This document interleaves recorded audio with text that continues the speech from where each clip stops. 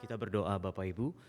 Benar Tuhan, biarlah firman Tuhan menerangi kami di dalam berjalan mengikut Kristus. Ketika kami mau taat, kami mau bersandar, kami tahu ada hal-hal yang perlu untuk kami bangun, fondasi yang kuat, cara hidup orang Kristen. Biarlah cara hidup ini betul-betul kami bisa memahaminya dan kami mau belajar untuk menghidupinya ya Tuhan. Berfirmanlah bagi kami karena kami siap untuk mendengar. Hanya di dalam nama Tuhan Yesus Kristus kami memohon ini semua. Amin. Silakan duduk Bapak Ibu, Shalom. Apa kabar saudara? Ya, saudara senang bertemu ya dengan saudara sekalian. Nama saya Pendeta Frans. Mungkin ini ada kali kedua ya saya melayani di tempat ini, khususnya di kebaktian umum. Saya melayani di GKJ Kramat Jati, Gereja Kristen Jakarta, J-nya bukan Jawa saudara ya. Nah, hari ini saudara kita akan belajar cara hidup orang Kristen.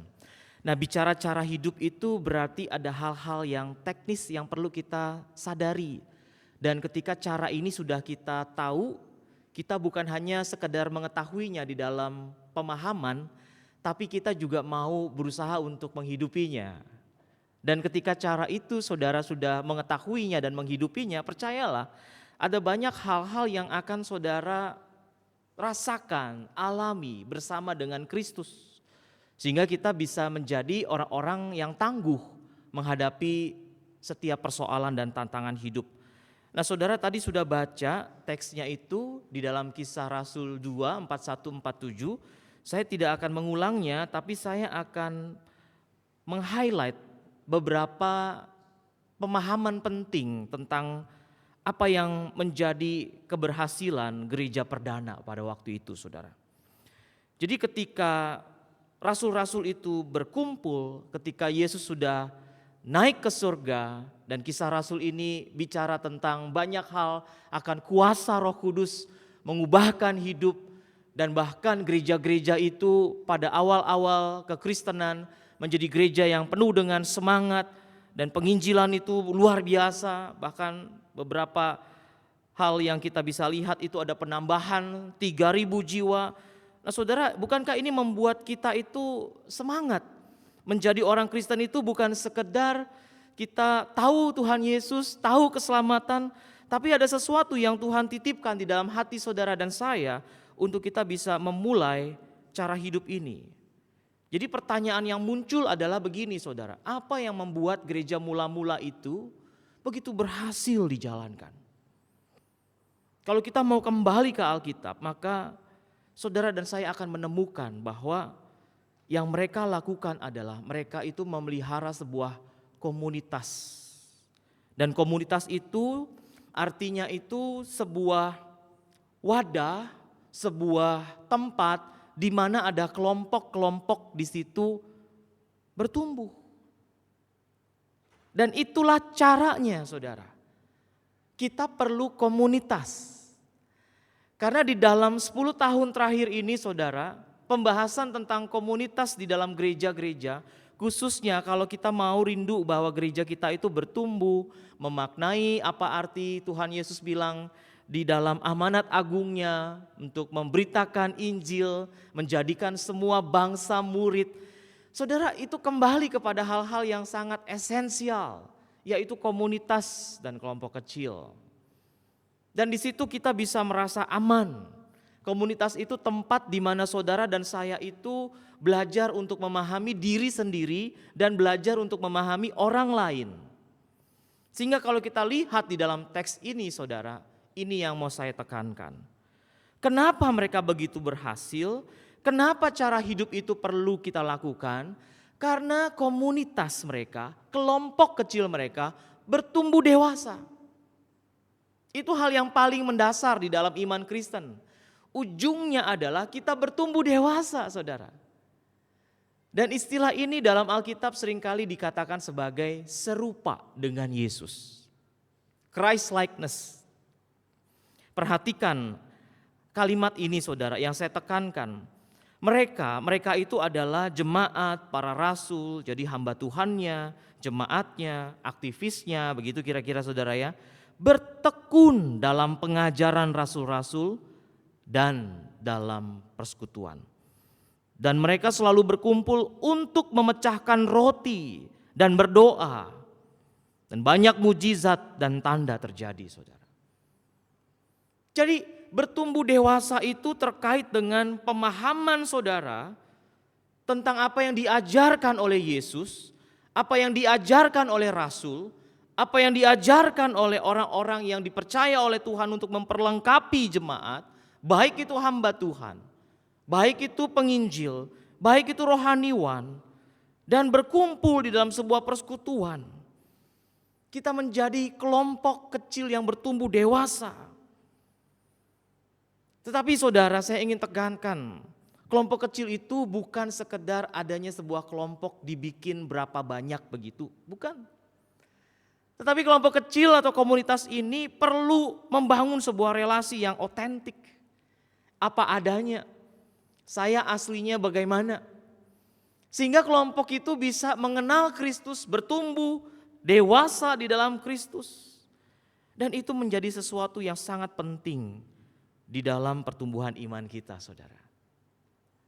Maka bertumbuh berdewasa seperti Kristus menjadi satu cara orang Kristen itu bergereja. Ukurannya apa sekarang? Pertanyaannya begitu, saudara, kan? Bagaimana saudara mengukur kedewasaan rohani? Bagaimana kita tahu bahwa orang-orang yang ada di dalam sebuah kelompok, sebuah komunitas, entah itu dalam kategori usia, hobi, apa itu pemahaman saudara tentang kedewasaan rohani perlu diukur, saudara. Ukurannya adalah seberapa besar orang-orang yang di dalam komunitas itu pada akhirnya yang kedua, saudara, melayani. Saudara perhatikan di situ. Semua orang yang telah menjadi percaya tetap bersatu. Kepunyaan bersama itu ya, di situ ada. Jadi membagi-bagikan kepada semua orang. Diulang lagi memecahkan roti di rumah masing-masing secara bergilir. Saudara, itu mau menekankan bahwa mereka itu melayani. Itu ukuran yang paling bisa terlihat. Seberapa banyak orang-orang yang bertumbuh dewasa seperti Kristus ada di dalam sebuah komunitas, entah itu namanya apa, ada kelompok-kelompok yang bertumbuh dan mereka melayani. Sesederhana itu, saudara. Dan kita tahu melayani itu bukan sekedar saudara diberikan jadwal, bukan sekedar saudara mempersiapkan, lalu saudara bisa melayani baik di atas mimbar maupun di bawah mimbar. Tapi melayani itu bicara tentang bagaimana Kristus ditinggikan. Bagaimana saudara dan saya itu benar-benar mampu memaknai penebusan dan keselamatan yang Tuhan telah berikan kepada kita. Bapak Ibu, melayani itu bukan bicara tentang skill. Itu nomor sekian. Saudara pinter nyanyi, saudara jago alat musik. Itu nomor sekian, bisa dibentuk, bisa dilatih. Tapi bagaimana hati kita kepada Kristus? Bagaimana saudara sikap hidupnya itu sudah sejajar atau belum dengan Kristus? Itu ukurannya, saudara. Cara hidup orang Kristen itu bicara hal-hal yang prinsip yang mendasar. Bertumbuh dewasa itu hal yang paling mendasar ke arah Kristus di dalam sebuah komunitas. Kita tidak bisa hidup sendirian. Lalu ukurannya adalah ketika kita melayani bersama. Saudara, saya bayangkan ketika 2000 tahun yang lalu gereja perdana itu bertumbuh, meledak, saudara. Kekristenan itu menyebar hampir ke seluruh Eropa. Saya itu membayangkan, punya imajinasi bagaimana hal-hal seperti ini itu bisa mereka lakukan, saudara. Dan bagaimana menerapkan prinsip ini di tengah-tengah sekarang, konteks zaman sekarang ini. Ketika kita ditantang dengan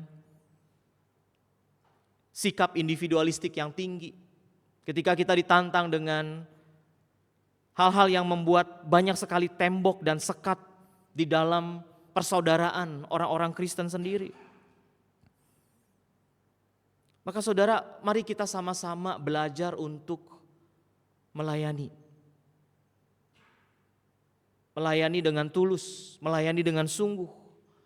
Melayani bukan sekedar kita yang tahu apa itu konsepnya, tapi bagaimana pengalaman saudara dengan Kristus ketika saudara melayani. Bagaimana kita berubah dengan karakter kita. Nah yang ketiga saudara prinsipnya bukan hanya bertumbuh cara hidupnya di dalam komunitas, bukan hanya diukur dengan berapa banyak orang yang melayani dan bukan hanya tahu berapa, tapi bagaimana orang-orang yang melayani itu apakah dia tetap setia begitu saudara. Tapi yang penting juga akhirnya di dalam komunitas kelompok kecil itu kita bermultiplikasi saudara. Di dalam ayat yang ke-47, tiap-tiap hari Tuhan menambah jumlah mereka. Nah izinkan saya membongkar istilah multiplikasi ini saudara. Ini bukan sekedar nambah orang. Ini bukan sekedar dari 5 tambah jadi 7. Dari 7 tambah jadi 10. Bukan saudara. Yang dimultiplikasi itu adalah kerohanian kita. Jadi orang melihat bagaimana kita hidup dengan Kristus. Orang melihat bagaimana kita bertambah dewasa. Orang melihat bagaimana kita melayani. Dan itu membuat seperti mirror, cermin. Jadi ada pantulan Kristus di dalam hidup kita dan orang lain datang kepada Kristus karena melihat cara hidup kita.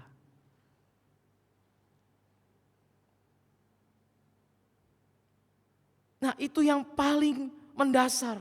3 prinsip di awal ini saudara adalah cara hidup orang Kristen. Saudara, di dalam gereja kalau kita mau bertumbuh di dalam Kristus, di dalam gereja kalau kita mau melayani, di dalam gereja kalau kita mau bermultiplikasi dalam kedewasaan rohani,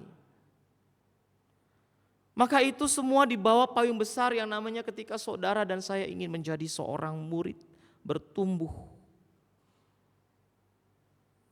Sehingga di dalam gereja itu saudara, yang paling ditegaskan dan ditekankan dalam setiap kegiatan kita, harian, mingguan, bulanan, bahkan setiap program tahunan yang kita budgeting, yang kita sudah hafal cara membuatnya, dan kita menjalaninya secara rutin Bapak Ibu, adalah ini, bertumbuh dewasa dan bermultiplikasi yang terjadi dalam komunitas kelompok kecil. Kalau saudara dan saya masuk di dalam sebuah gereja, 4 tahun pertama itu kita sudah masuk dalam sebuah putaran rutinitas yang luar biasa.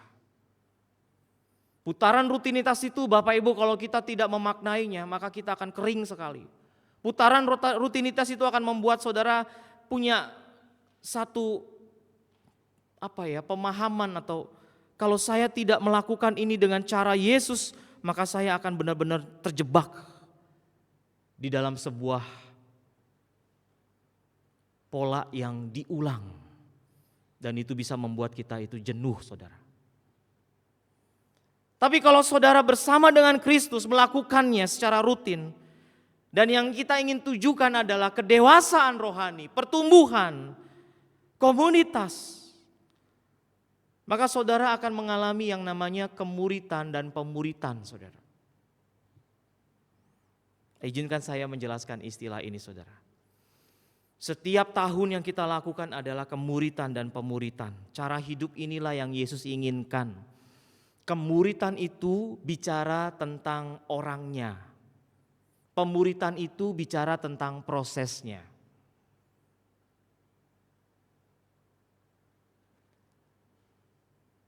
Orang seperti apa yang ingin kita cetak di dalam gereja? Kalau seorang bernama Edmund Chen dia bilang what kind of person? Saudara menjalani sebuah ibadah di dalam rotasi 1 tahun. Saudara merindukan apa di dalam ibadah mingguan kita yang kita lakukan secara rutin ini?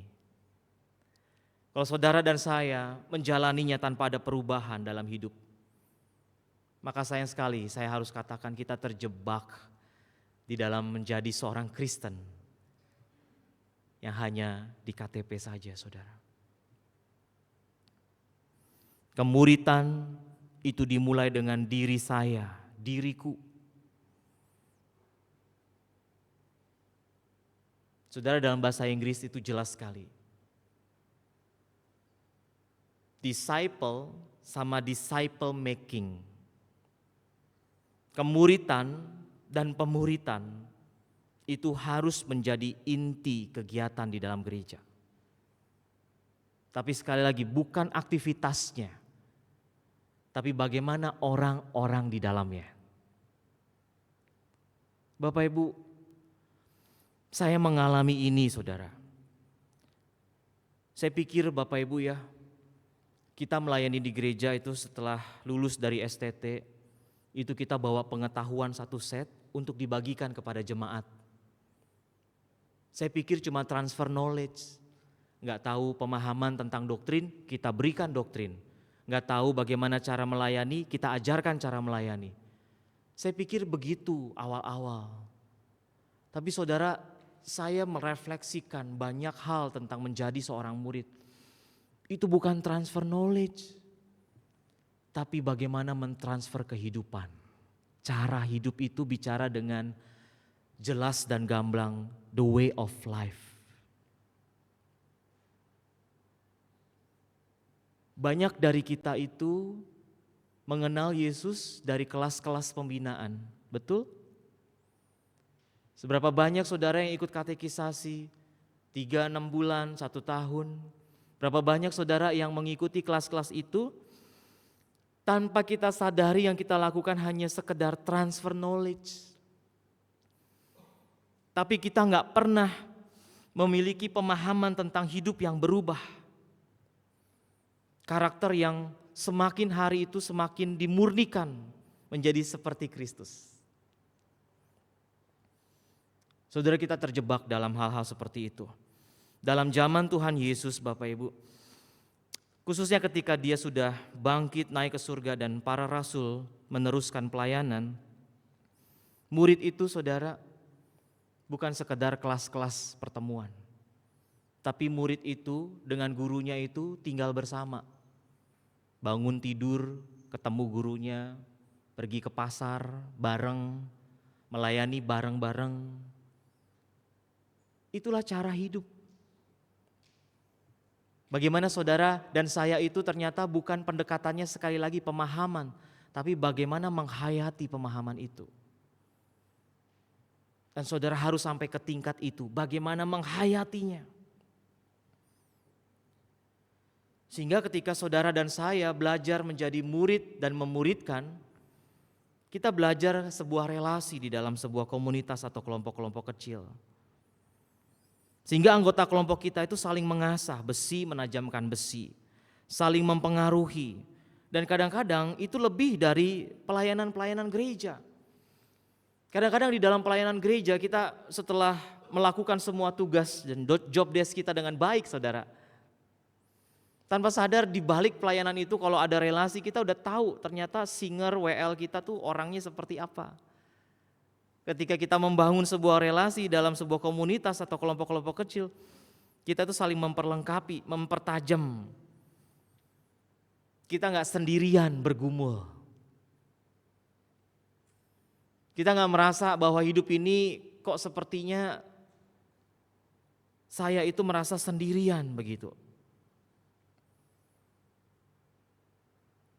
Nah, saudara, ini menjadi sebuah penekanan bagaimana sebuah komunitas teknisnya konkretnya dalam kelompok kecil dinamakan apa saja boleh, tapi lebih kepada relasi dulu, jangan bentuk kelompoknya dulu. Baru nanti ketika relasi ini sudah terbangun di dalam kelompok-kelompok itu, maka kita mau lihat cara hidup ini di dalam kelompok punya tujuan. Apa tujuannya saudara? Kita lihat dulu dasar dari tujuan ini saudara. Sebuah studi tentang gereja terbesar di dunia ini mengungkapkan 3 tren paling sederhana. Ketika bicara tentang komunitas, itu 3 hal muncul. Yang pertama, firman dan doa itu ibarat metaforanya pohon, dia adalah akar. Pohon itu akarnya tidak terlihat, tapi dia jauh dalam di tanah itu saudara, dia mencari air supaya tumbuh besar. Yang kedua, kelompok kecil atau KK begitu dan komunitas adalah batangnya. Lalu misi dan penginjilan adalah buahnya.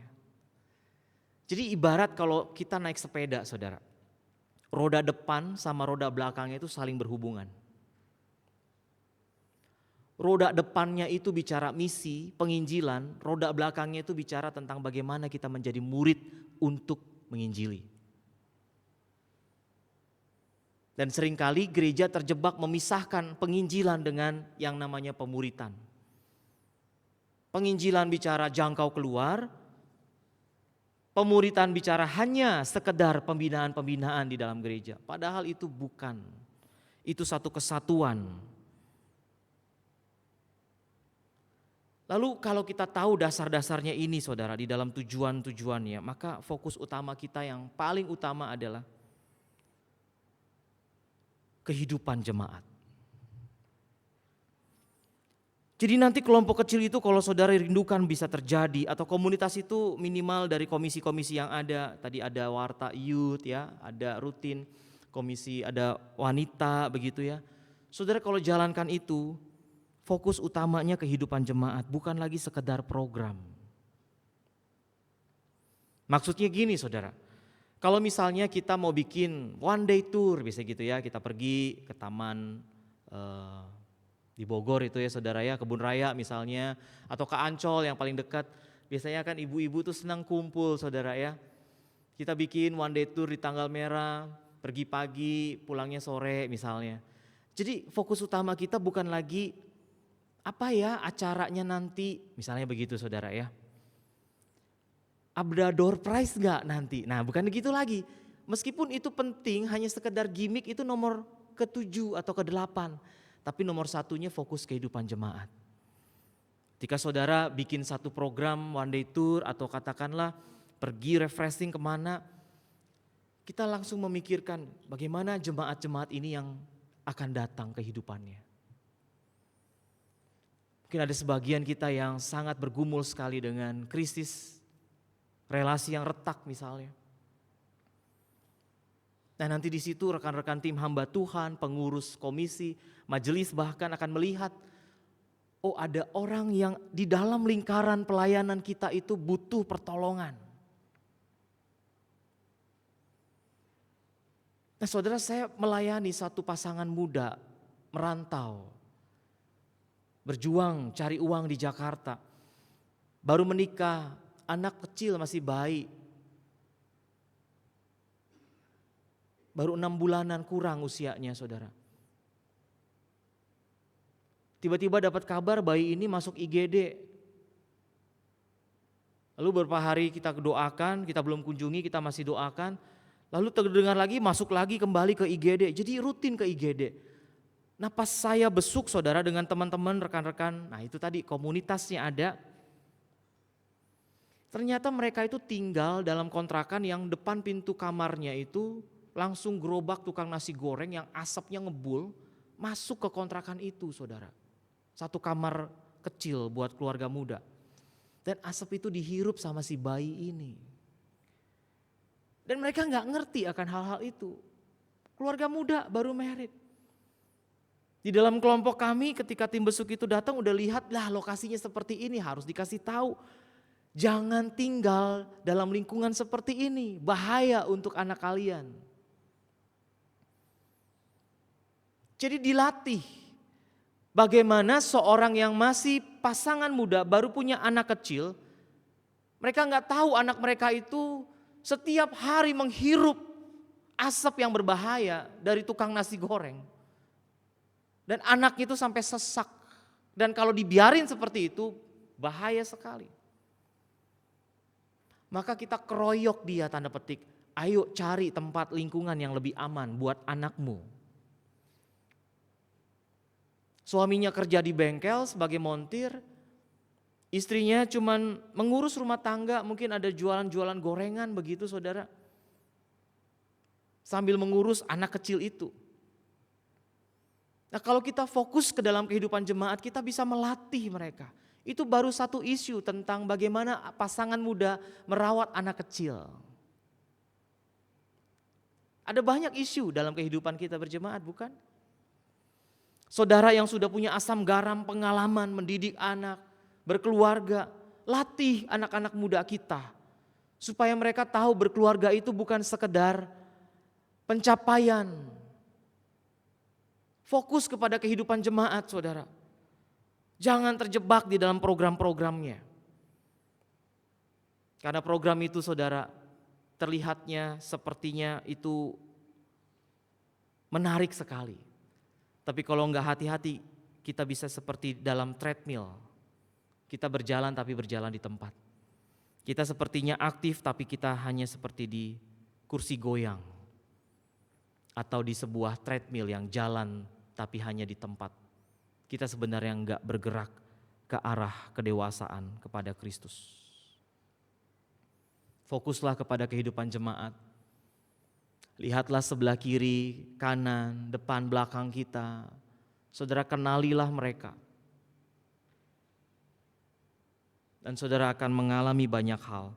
Dan Tuhan akan membongkar ulang cara pandang kita terkait dengan kehidupan kita mengikut Kristus. Itu cara hidupnya, saudara. Fokus utamanya kehidupan jemaat. Yang ketiga, saudara, kita tuh tidak boleh ada persaingan, no competition. Kita harus meniadakan semua program yang bersaing, kelompok kecil diberikan prioritas utama. Bapak Ibu, ini sangat menolong sekali. Kalau kita mau menjadi orang-orang yang care, satu dengan yang lain, melatih diri kita untuk bisa terbuka, hati kita itu penuh dengan satu kerinduan untuk semakin mengenal Yesus, saudara. Maka mau tidak mau, semua program yang bersaing itu harus kita minimalisirkan. Berikan prioritas di dalam kelompok kecil itu.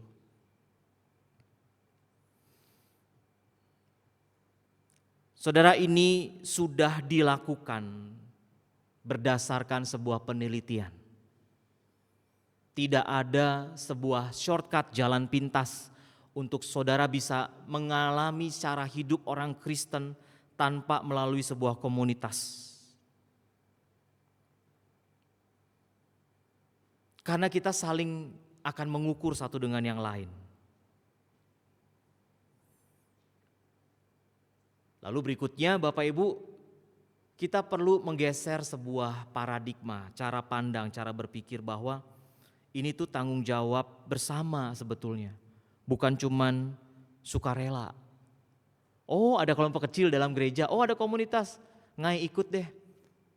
Saya mau ikut karena saya sukarela. Enggak begitu, saudara. Ini tanggung jawab bersama. Sehingga saudara dan saya itu mengalami, sekali lagi mengalami. Kata kuncinya mengalami, saudara. Mengalami apa? Mengalami apa artinya Tuhan menerobos kehidupan kita. Ini bukan hanya tanggung jawab pendeta misalnya, bukan. Ini tanggung jawab kita semua. Saudara, saya itu di poin ini, saudara ya, mengalami, saudara, bagaimana kelompok kecil itu menguatkan komunitas lah ya, orang-orang dekat yang saudara jalin relasi. Pendeta itu perlu, saudara, rekan untuk mendoakan. Karena kami itu, saudara, sekali lagi dalam putaran gereja ketika udah melayani beberapa tahun pasti akan sangat-sangat hektik sekali. Apalagi kalau jemaatnya bertumbuh semakin banyak, saudara gak bisa sendirian. Saudara, di dalam pelayanan, saudara, kadang kita struggle dengan keluarga kita. Nah, saya ingin membagikan ini supaya mendarat begitu, saudara ya. Jadi saya punya cici itu, saudara ya, kakak perempuan. itu hilang, kabur dari rumah tiba-tiba mendadak sekali. Selama ini kami tuh bertiga bersaudara, Cici paling besar, saya anak kedua, adik saya bungsu laki-laki. Itu kami sudah berkeluarga semua. Kami kira semua udah punya keluarga, udah punya tanggung jawab, udah masing-masing jalanin begitu saudara ya. Ternyata enggak. Cici saya ini tipe orang yang introvert, gak bisa ngungkapin perasaan, tapi mendem. Ada omongan apa dipendem, ada kejadian apa dipendem. Melo sekali orangnya. Nonton sinetron dikit, nangis. Ya saudara ya. Jadi ada orang tipe seperti itu. Cici saya tuh kayak gitu, dia pendiam, apapun itu dipendam, gak bisa ngungkapin perasaannya. Nah dalam rumah tangganya, dia punya satu anak perempuan masih SD. Entah kenapa begitu saudara, tiba-tiba dia WA di grup keluarga, udah penat rasanya. Jangan cari gua. Uang sekolah anak udah beres, ojek hariannya udah gue bayar. Terus udah gitu aja WA-nya. Tiba-tiba hilang dia saudara. Pulang kerja gak pulang ke rumah. Seminggu saudara, itu kita tunggu gak datang seminggu. Maka kita bilang ke suaminya, lu orang kenapa? Ada masalah apa? Masalah keuangan kah? Ngerawat anak gimana kah? Suaminya bilang enggak, kami tuh gak ada berantem. Kami gak ada konflik. Lalu kami cari, bikin surat lapor hilang begitu ya ke polisi saudara. Udah seminggu lebih gak ada kabar, akhirnya adik saya itu punya temen ya, anggota polisi gitu ya. Dia bilang oke, saya bantu, yang penting ada surat udah hilang begitu, orang keluarga hilang begitu. Saudara, polisi itu bisa melacak kita berada di mana hanya dengan nomor handphone kita. Aplikasi juga sebenarnya ada saudara, kalau aplikasi itu melacaknya kalau GPS-nya kita nyala gitu saudara. Tapi kalau polisi beda saudara. Jadi dilacak nomornya. Udah seminggu lebih sedikit gitu ya, udah seminggu lebih 2 hari baru diraporin dia ada di Manado. Wah terbang ke Manado sampai sebegitunya gitu. Terus anggota ini bilang secepatnya keluarga ke sana karena titik radiusnya udah ketemu, tinggal harus ada keluarga. Kalau nggak ada keluarga kami nggak bisa masuk ngetuk rumah, harus ada keluarga. Nanti bilang RT, pokoknya ada ya RT RW begitu ya. Karena dia udah ditandain ada di satu rumah dan polisi nggak bisa gerak kalau nggak ada keluarga begitu. Nah saudara selama 1 minggu itu saudara saya tuh hatinya tuh nggak tenang karena berita-berita di detik.com itu ada pembunuhan, wanita baju merah ditemukan tewas di dalam koper gitu-gitu saudara ya. Wah. Terus saya bilang saya panggil Lae ya karena kami orang Batak, panggil Lae kesanalah ke Manado susul si kakak. Dia akhirnya beli tiket ke sana, cuman nggak bisa karena ada erupsi, nggak bisa. Jadi masih ada waktu 2 hari begitu untuk menunggu gunung erupsi itu agak mereda karena pesawat terganggu ke arah Manado. Itu bulan Mei kemarin saudara, di pertengahan awal-awal Mei lah ya. Dan akhirnya sampai ke situ masih ke kota Bitung lagi saudara. Dia sendiri, tadinya dia ngajak adik saya nggak bisa, banyak kerjaan, saya juga apalagi nggak bisa, saya ngurus jemaat. Kau sendirilah sana, anggota di sana udah nunggu. Jadi anggotanya itu udah nunggu di sana, udah dipantau beberapa hari begitu saudara ya. Tinggal cocokin aja fotonya, mukanya mirip nggak? Benar di satu rumah di satu titik, pas diketok anggotanya lihat, ibu fotonya sama ini ya, ini ibu ya gitu. Terus di belakangnya itu suaminya, dia kaget gitu, banyak anggota polisi bersama dengan suaminya. Dan dia sangat meledak begitu mengekspresi, kenapa gua dicari, kenapa lu kesini, gue pengen sendiri, gue udah penat. Waduh dia mengekspresikan, yang biasanya dia gak mengekspresikan begitu ya.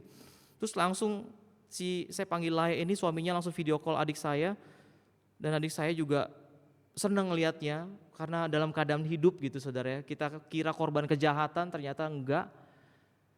Dia penat dengan kehidupan ini, saudara.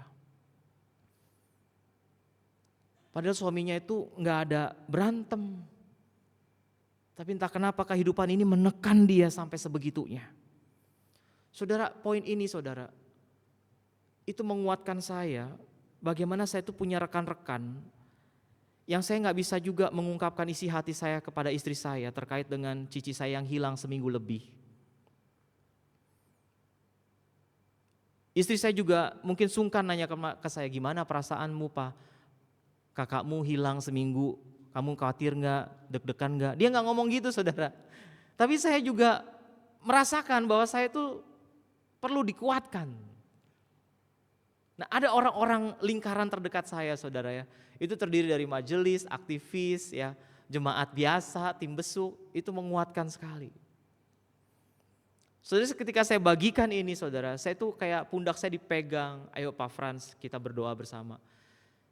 Saya tuh merasa bahwa aduh Tuhan, saya tuh perlu sekali hal-hal seperti ini. Ketika saya didoakan dan cici saya, kakak saya itu didoakan, namanya disebut, saya tuh kayak aduh dikuatkan sekali.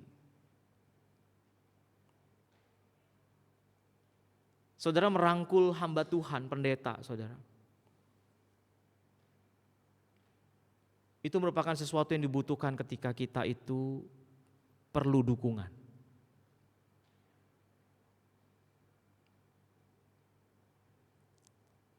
Dan saya mau share bahwa itu melegakan sekali. Saudara, ini bukan teori-teori yang saudara perlu ketahui, tapi percayalah. Kalau saudara sudah mengalami, kuncinya itu mengalami, saudara pasti akan tahu maksud saya. Nah, coba nanti kita praktekkan pelan-pelan saudara. Yang kelima saudara, berikutnya ini akan sebenarnya membebaskan gereja saudara. Membebaskan dalam arti apa? Unleashing ini dalam pengertian pelayanan pastoral kita efektif. Penginjilan kita juga efektif. Cara kita menemukan pemimpin baru juga paling efektif dengan hal-hal seperti ini. Saudara enggak tertuju kepada satu sosok gembala sidang misalnya. Saudara, gembala sidang itu, pendeta itu melatih kita, memperlengkapi kita untuk mendoakan orang sakit misalnya ketika besuk. Nah, kalau saudara punya mindset paradigma lama, kita enggak akan membebaskan gereja karena kita pengennya misalnya saya mau didoakan sama pendeta saya. Harus, kudu, wajib misalnya saudara ya. Nah, saudara akan terjebak kepada kultus individu kalau seperti itu.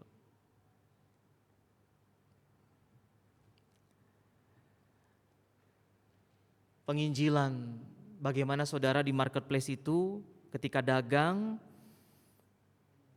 saudara punya anak buah, saudara punya customer, saudara bisa membagikan kisah tentang Yesus. Saudara enggak lagi punya paradigma aku mau dagang karena tujuannya adalah cuan belaka. Tapi bagaimana kita bisa menghadirkan kerajaan Allah itu.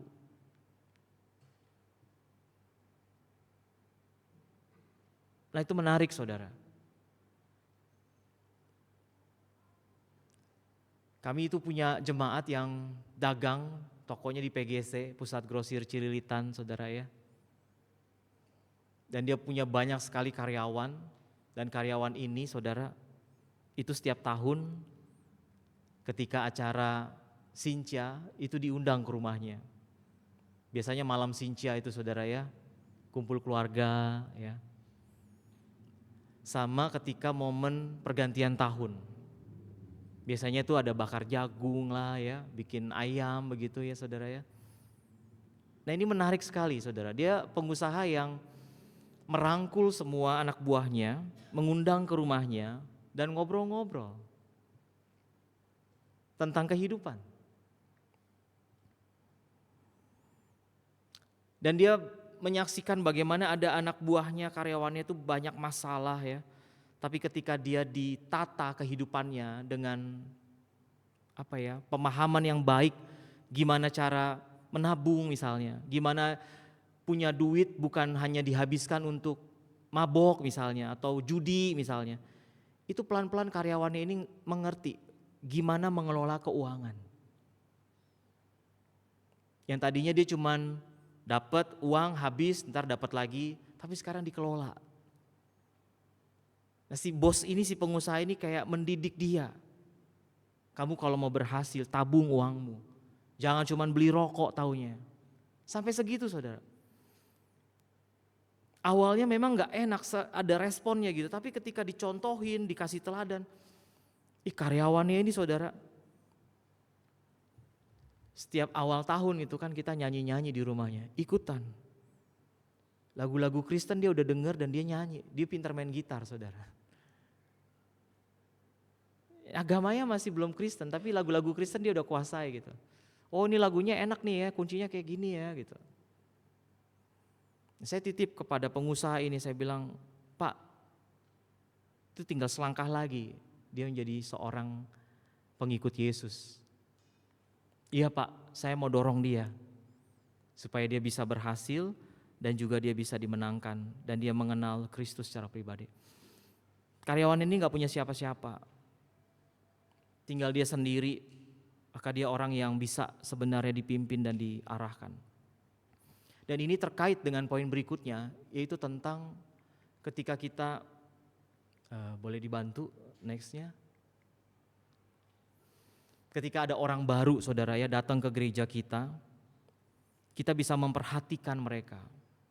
Asimilasi itu maksudnya kita menjangkau mereka, menutup pintu belakang gereja yang seringkali kebuka. Dan kita bisa menawarkan rasa memiliki dan kedekatan. Ini poin terakhirnya saudara. Cara hidup seperti ini efektif sekali kalau saudara buka gereja di mall seperti kami saudara. Bukan karena sekali lagi gagah perkasa saudara, karena keterbatasan tempat. Dan lokasi di situ yang sangat-sangat anti dengan orang-orang Kristen. Daerah Kramat Jati, Condet itu saudara banyak Betawi sama Arab. Kami punya ruko tapi aksesnya itu ditutup. Jadi ruko kami mati, maka kami harus sewa Mall Lipo Kramat Jati. Nah setiap di KU3 saudara ya, setiap jam 6 sore ini nanti sebentar jam 6 sore itu saudara. Itu banyak sekali orang-orang baru datang. Ada aja yang nyangkut.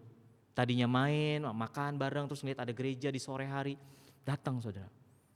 Kebanyakan mereka itu ketika kami data ya saudara ya, itu orang-orang yang di rumah sakit Polri keperawatannya saudara ya.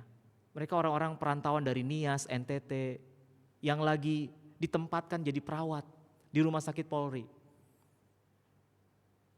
Ada perempuan, ada laki-laki. Dan mereka cuma datang ke sini nanti ditugasin lagi kemana. Tapi mereka tuh pengen ada satu gereja supaya mereka punya tempat beribadah. Dan ketika mereka datang dan kami follow up di dalam kunjungan-kunjungan, mereka senang kami menerima. Mereka senang dengan hospitality kami. Mereka bilang, kami cocok nih Pak di sini Pak, sayang kami gak lama, paling cuma setahun 20. Gak apa-apa, yang penting kita bisa saling kenal. Yang penting saudara itu punya kebutuhan rohani terpenuhi. Jadi di sebelah kirinya rumah sakit Polri, sebelah kanannya saudara ada instansi militer saudara. Itu banyak, ada namanya Perbekut saudara ya, ada Dinkesnya TNI saudara, itu juga banyak akmil-akmil yang baru begitu saudara ya. Yang kemana-mana mesti pakai seragam, masih botak kurus gitu saudara ya. Pokoknya kemana-mana ke mall juga pakai seragam. Gak bisa gak lepas tuh seragam. Terus kalau ketemu dengan seniornya gitu ya, yang gak pakai seragam, itu boleh dikerjain saudara ya. Entah dia disuruh siap, push up, ditempeleng kiri kanan, tuh biasa tuh tanda kasih sayang begitu saudara. Nah yang kayak gitu datang juga. Datang ke kami pas salaman dia siap hormat begitu.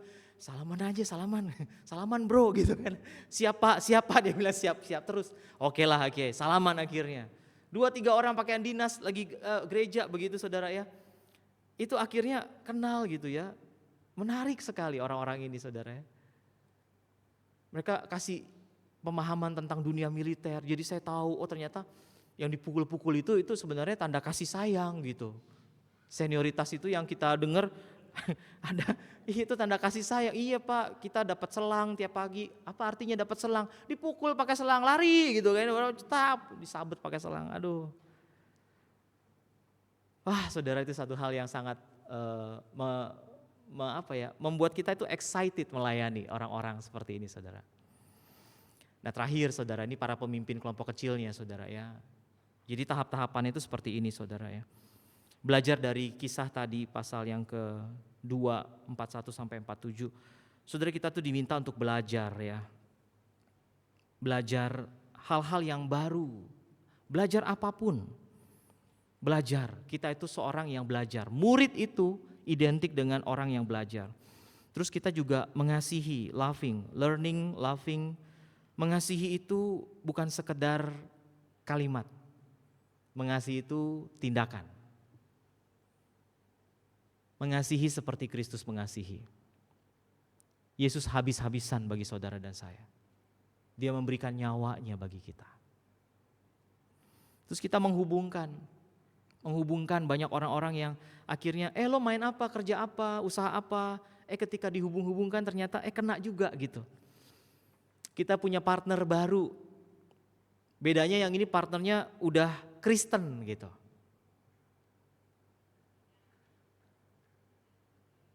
Saudara bisa punya pengalaman banyak ketika menghidupi ini.